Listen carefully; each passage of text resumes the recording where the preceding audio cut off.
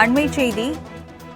தமிழகத்தில் 12 மாவட்டங்களில் இன்று கனமழைக்கு வாய்ப்பு இருப்பதாக வானிலை ஆய்வு மையம் தற்போது அறிவிப்பு வெளியிட்டிருக்கிறது. தென்காசி, தேனி, திண்டுக்கல், திருப்பூர், நாமக்கல், ஈரோடு உள்ளிட்ட 9 மாவட்டங்களில் நாளை கனமழைக்கு வாய்ப்பு இருப்பதாகவும் வானிலை ஆய்வு மையம் தெரிவித்திருக்கிறது. மேலும் நீலகிரி, கோவையில் நாளை மிக கனமழைக்கு வாய்ப்புள்ளதால் ஆரஞ்ச் அலர்ட்டை சென்னை வானிலை ஆய்வு மையம் விடுத்திருக்கிறது. அதனை அண்மை செய்தியாக நாம் பார்க்கிறோம். தமிழ்நாட்டில் 12 மாவட்டங்களில் இன்று கனமழைக்கு வாய்ப்பு இருப்பதாக வானிலை ஆய்வு மையம் தற்போது அறிவிப்பு வெளியிட்டிருக்கிறது. அதனை அண்மை செய்தியாக பார்க்கிறோம். விவரங்களை செய்தியாளர் செலீனா வழங்க கேட்கலாம். செலீனா, வானிலை ஆய்வு மையம் வெளியிட்டுள்ள இந்த அறிவிப்பு குறித்து பதிவு பண்ணுங்க. மேற்கு திசையின் காற்று வேக மாறுபாடு காரணமாக தமிழகத்தில் அடுத்து வரக்கூடிய 3 நாட்களுக்கு ஒரு சில மாவட்டங்களில் லேசான முதல் மிதமான மழைக்கும், ஒரு சில மாவட்டங்களில் கனமழை முதல் மிக கனமழைக்கு வாய்ப்பிருப்பதாக சென்னை வானிலை ஆய்வு மையம் தெரிவித்திருக்கிறது.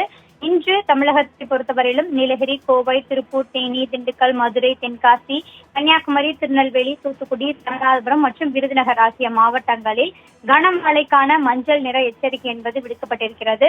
அதேபோல நாளை தமிழகத்தில் நீலகிரி, கோவை ஆகிய மாவட்டங்களில் மிக கனமழைக்கான ஆரஞ்சு நிற எச்சரிக்கையும், ஈரோடு, கிருஷ்ணகிரி, தருமபுரி, திருப்பத்தூர், சேலம், நாமக்கல், திருப்பூர், திண்டுக்கல், தேனி, தென்காசி ஆகிய மாவட்டங்களில் கனமழைக்கான மஞ்சள் நிற எச்சரிக்கையும் விடுக்கப்பட்டிருக்கிறது.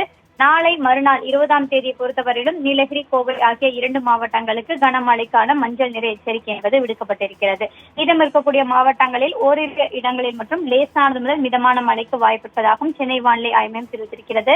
சென்னை மற்றும் புறநகர் சென்னையை பொறுத்தவரையிலும் ஒரு சில இடங்களில் லேசான மழைக்கு வாய்ப்பு இருக்கக்கூடும் என்றும், அடுத்த 24 மணி நேரத்திலிருந்து 48 மணி நேரம் வரையிலும் வானம் மேகமூட்டத்துடன் காணப்படும் என்றும் சென்னை வானிலை ஆய்வு மையம் எச்சரிக்கை விடுக்கப்பட்டிருக்கிறது.